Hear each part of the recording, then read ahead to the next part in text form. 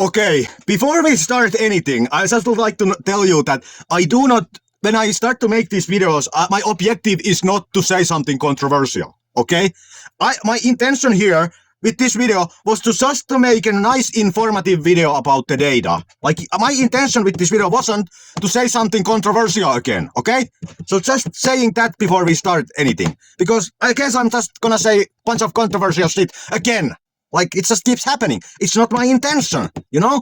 But there is so much bullshit, everything. Everything is just bullshit.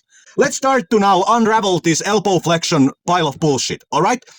First of all, the bicep. The bicep is not just attached here to this radius knob, alright? It has also this attachment here. This fascial attachment, you know? If you're very lean, you can kind of see it here, alright? So it's not that it would be just attached to this bone. It's not. It has this. It is kind of thick, you know?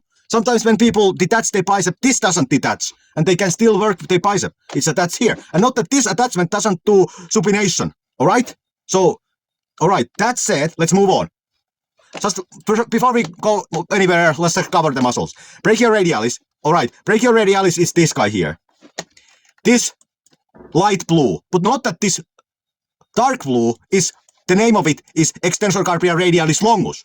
And then this color is extensor carpi radialis brevis. Not that it could look like that the longus actually contributes to elbow flexion also. Even it is also doing the radial deviation, meaning the enormously the rising movement.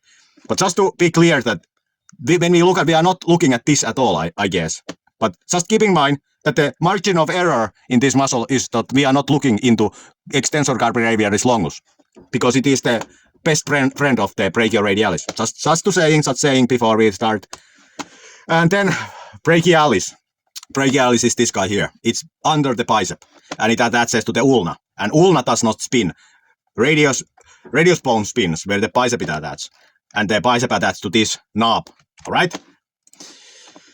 Then first thing which I want to clear out here is that the people often say that bicep has two functions, and the one function is the elbow flexion and the other function is the supination. But this is bullshit. It's bullshit to say that. It has only one function. Bicep has only one function, and the other is an effect of that function. Alright? Here is what I mean. This is the supinator muscle, and this is the bicep. We can see here that when supinator muscle does, it has only one function here. This is an illustration of my point, not actually bones, okay? Supinator muscle's only function is to change this angle between these blocks, alright? One function. If the pronator muscle is also active, it cannot do anything. The function is prevented, alright? It doesn't matter how hard it pulls this. When the pronator is activated in this illustration connecting the blocks, nothing can happen. Supinator is ineffective, alright? Then let's look at the bicep. Bicep is in this analog doing this. This is its function. It's yanking this block thing from the above. And due to this, now bicep seems to have two functions, alright? It seems to change this angle, and it also seems to lift up this block. So we are now saying it has two functions, alright? This is the reality of the bicep. Now we can say it has two functions. Changing this angle and lifting this block. Two functions with the bicep. And now, pronator is active. But you know what? Bicep doesn't give a fuck about pronator being active. Because its only its only function is to just yank this up. It doesn't care are the block separates or not, you know? This is the reality with the bicep. It doesn't care about the supination at all. It doesn't care about changing the angle with this. It just yanks the thing up, you know? Pronator active, yank, yoink, yoink, doesn't care, you know? This is the reality of the bicep. It, in reality, has just one function, which is to yank the block up, you know? It doesn't care about the pronator. It doesn't care about the supination, you know? Here's the reality. The bicep just pulls from this knob. It doesn't care does this bone rotate or not. It just pulls from the knob, alright? But then, if pronator is not active, because it pulls from the knob, it causes supination, alright? So it's kind of like an effect of its only function, alright? Its only function being that it just pulls from the bone. Just pulls from the bone. Yoink! Yoink! Doesn't care what happens. Just yoink! You know? So bicep has only one function. Bicep has just on one function and one additional effect from that function.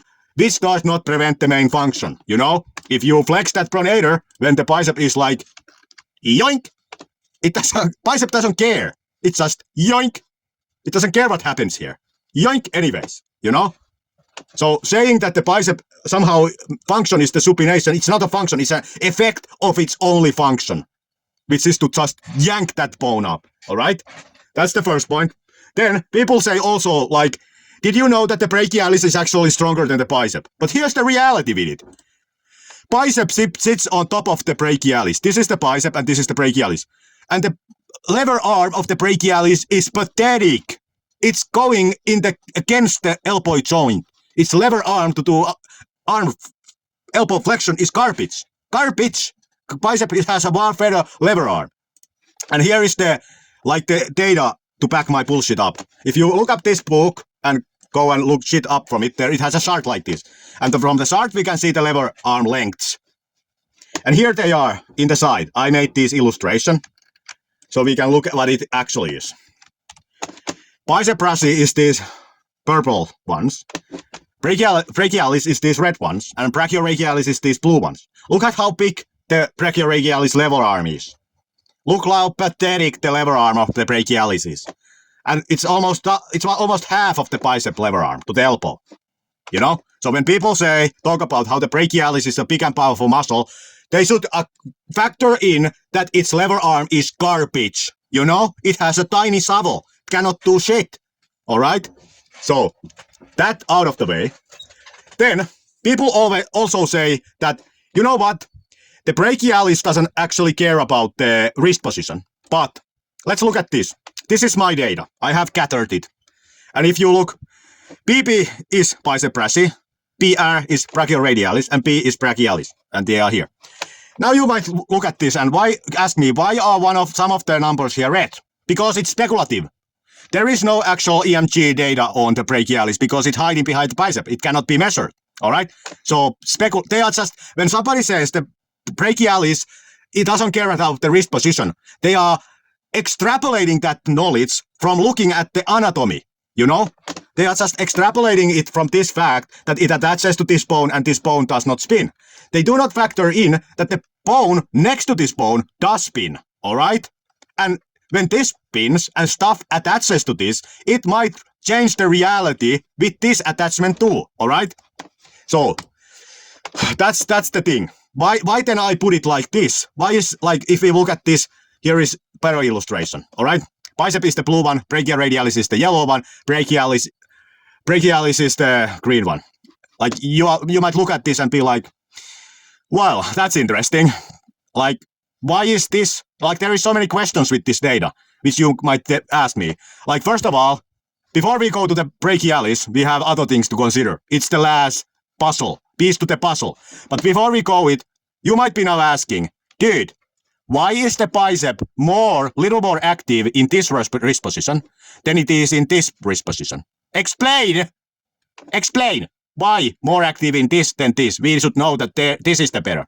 Well, the thing is this, that most of this EMG data are made by lazy people who only look at this position and this position and this position and never look at these positions, all right? They never have data on this. But do you know what does have data on it? Let me show you this study. You can look this up. It has a chart like this. And this, it compared barbell curls, S-bar curls, dumbbell curls. And the S-bar curls gave the biggest EMG activity for the bicep. Alright? So, I take from that data then that it then has to be that in this position, bicep is at least as activated than at this position. At least, if not more. You know? That's what I take out of it. And then it's tip off. But note that when people say that in this position bicep is not that active, you know, it's still 84% active. Even in this, it's just dropped off for like 25%. It's still in the game. So this is not like light off thing. It gets a little bit downregulated, but not that much to say that it's not doing anything, you know? And going back to my previous point about the pronation and supination of the bicep. Consider this chart, which is again from this book. And we are now looking just the black balls. Here we have flexion and extension, and supination and pronation. Look at the bicep here. It's contributing hugely to the flexion, even though it contributed to the supination. So it's not like this is the supination would be eating from its ability to do the flexion, you know? Because like we already went over, it just yanks the thing up. It doesn't care about the supination. The supination is just an effect of its yanking it, you know? So it's not eating its ability, you know? The bicep is not multitasking. It's just yanking the bone, all right? So why did I then put here that the brachioradialis is most active in this position, all right? Like what the fuck? You could be like, what are you talking about, man? We all know that the brachioradialis is most inactive in this position. Why in your chart is most inactive in this position? Explain. All right, I'm explaining. Because of this again. You go here, look this shit up, and it has a chart like this. Look at it. Look at it. Supination, biggest pillar. Then pronation and neutral are equal. Then you could be like, well, why is this? Let's look at this, why it could be. Note that when the arm is in a supinated position, as it is in this image, note that this brachioradialis attaches here to the lateral side of the humerus, meaning to the outside side. And when the arm is and it attaches to this position here in the radial bone. So note that in supinated position, this attachment point, where this and this attachment point form a direct line. They are aligning with each other. All right? It means that in this position, the brachioradialis is least twisted around the wrist. All right? So I think that that's because of that. Brachioradialis is allowed to fire the most when they are wristed in a supinated position, because in that position, it's actually going straight from the attachment point to the wrist attachment point. But when you rotate your wrist, this position goes like it's moved away, you know? It's no longer going straight to that attachment point. It's now like, if we look at this, if this guy would rotate the wrist, here is the attachment point. This attachment point would move here. So it would now go like this across this thing, you know? It would go here to here, instead of here to here. So it's twisting around the wrist. So it seems like that causes downregulation for the brachioradialis. All right? Like, you could be mad at me for this, but that's what the data seems to say. This pillar is objectively higher than these pillars. That's where that comes from. All right, so now I have explained this phenomena, why the bicep seems to be as active here as it is here. I have explained why brachioradialis seems to be most active here, and then it dips off, you know? But then let's move on to the brachialis, which is the biggest conundrum of all. Look at what I have done here. Active and deactivate. Deactivated here in this position. And then you could be like, wait a minute, man, wait a minute. What would be the issue here? Just pulling from this, and this bone doesn't even spin. Why are you saying this stuff? Here is the case for my bullshit. Why brachialis activation is wrist sensitive?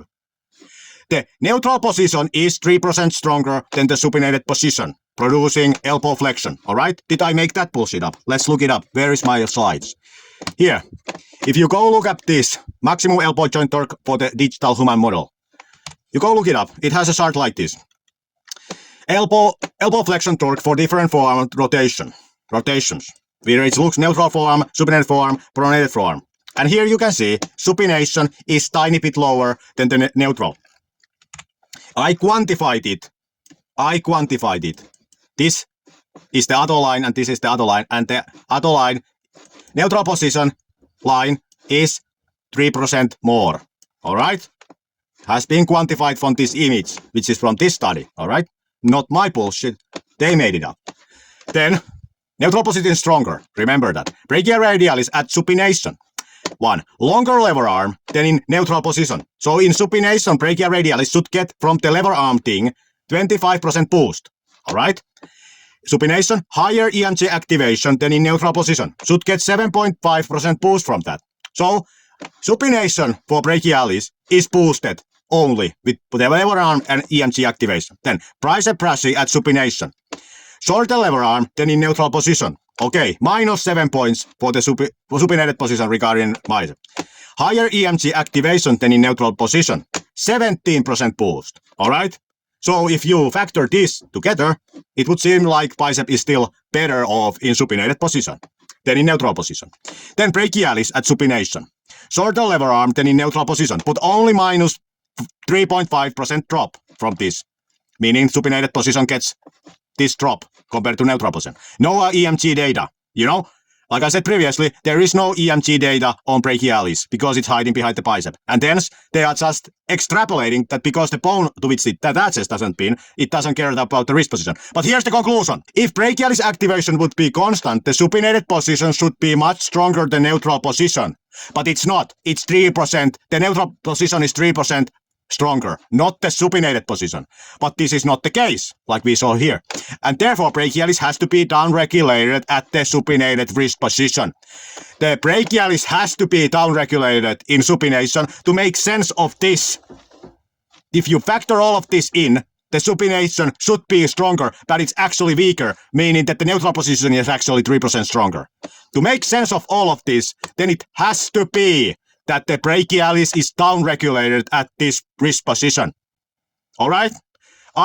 This line is my hypothesis, because we know that if we look at the torque thing again, where is my torque thing? Never finding anything. Here. Look at it. Pronated forearm is always super weak compared to these other ones.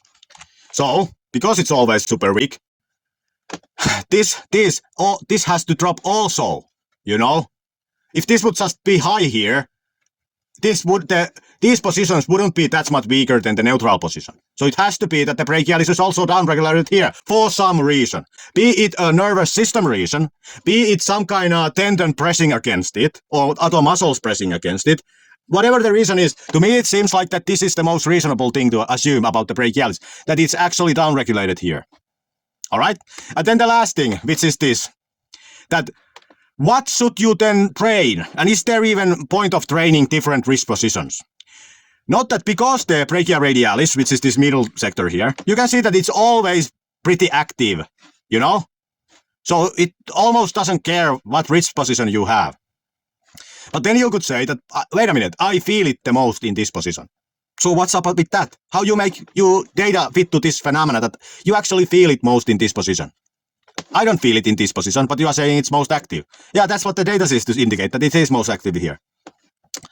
What is also interesting is this, that in supination, the lever arm of the brachialis is actually longer than in neutral position, according to this book. If this is wrong, the book is wrong. I'm not wrong. I'm reporting what the book says. But this is what the book says. Brachialis, lever arm, is higher in supination than in neutral. Note that also in extended elbow position, it's still higher in supination than in neutral. This is what the book says. So, I do not know why you still feel this more in the brachialis, even though the EMG data and the lever arm data seems to indicate that it should be a little bit downregulated here. Seems to be a contradiction. Need for further studies. But looking at this data, which is my best evaluation of the data, to me it appears that this wrist position is kind of all you need. Because look at it. You get pretty much everything. If you want to go overboard, you might want to train this and this. Then you would be training pretty much everything in 100. You know? Except the bicep is only trained at 98%, but who cares? But I'm not done. Note that none of these studies, like I said before, the studies usually just look at this wrist position and this wrist position and this wrist position for the EMG data for these muscles. But none of them compare all of these. So huge laziness on their part. Second of all, they do not compare them in each elbow elevation, which would give us better data, and they do not compare them in humerus rotations, which would be extremely interesting data. Compare all these grips in different humerus rotation. Why am I saying this? What gives me suspicion to think that the bicep would care about the humerus rotation angle? Well, think about it. Bicep, both heads of the bicep go over the shoulder joint. So, bicep does care about the humerus rotation very much. And we have reason to believe that it actually is most active in the internal rotation angle, meaning when the arm is like this. Alright? Because this study, you can go and look this study up. It has a chart like this. It has compared the EMG activation of the bicep brachii and brachioradialis in different type of curl movements. And note what sticks out is this exercise. Concentrated curls gives the best bicep EMG activation, which are these. Note that when you do this, you have your arm internally rotated. Then another thing which pokes the eye is this pillar. In this pillar, this is the second tallest pillar compared to this. And what is the common nominator between two of these big pillars? This pillar being the supinate narrow grip S curl. Do you know what happens when you do S-bar curls with narrow grip? Yes, your humerus bone will be more internally rotated than with the wider grip. So, I'm proposing a hypothesis here that internally rotated bicep curls activate the bicep more.